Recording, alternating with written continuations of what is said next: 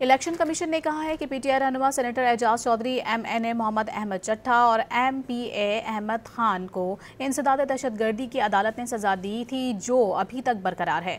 Chairman PTI barrister Gauhar के बयान पर अपने रद्द-ए-अमल में इलेक्शन कमीशन ने कहा है कि एटीसी के फैसले को ख़त्म नहीं किया गया। बयान में मजीद कहा गया है कि अब्दुल लतीफ़ चित्राली का केस मुख्तलिफ है। अगरचे खुद अब्दुल लतीफ़ चित्राली इस्लामाबाद हाई कोर्ट नहीं गए, मगर उनके शरीक मुल्जिमान अदालत गए। इंसदाद दहशतगर्दी की अदालत का फैसला सेट असाइड करते हुए चित्राली के शरीक मुल्जिमान को रिहा करने का हुक्म दिया गया। तहरीक इंसाफ के चेयरमैन बैरिस्टर गौहर ने अपने बयान में इलेक्शन कमीशन को पीटीआई के हवाले से मुतासिब करार दिया था। इलेक्शन कमीशन ने कहा है कि पीटीआई रहनुमा सेनेटर एजाज चौधरी, एमएनए मोहम्मद अहमद चट्टा और एमपीए अहमद खान को इंसदाद दहशतगर्दी की अदालत ने सजा दी थी, जो अभी तक बरकरार है। चेयरमैन पीटीआई बैरिस्टर गौहर के बयान पर अपने रद्द-ए-अमल में इलेक्शन कमीशन ने कहा है कि एटीसी के फैसले को ख़त्म नहीं किया गया। बयान में मजीद कहा गया है कि अब्दुल लतीफ़ चित्राली का केस मुख्तलिफ है।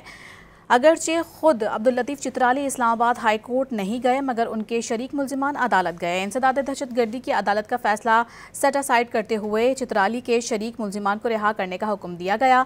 तहरीक इंसाफ के चेयरमैन बैरिस्टर गौहर ने अपने बयान में इलेक्शन कमीशन को पीटीआई के हवाले से मुतासिब करार दिया था।